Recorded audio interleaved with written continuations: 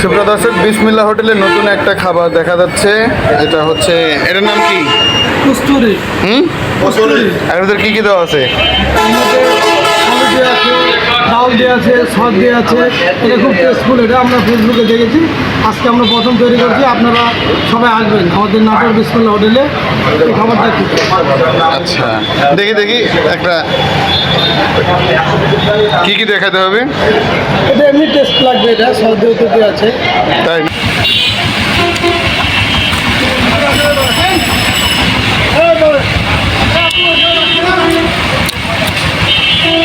ঝোলবাইয়ের BC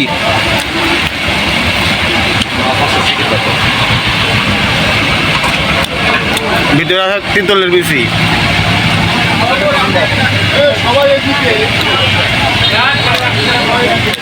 tasteful.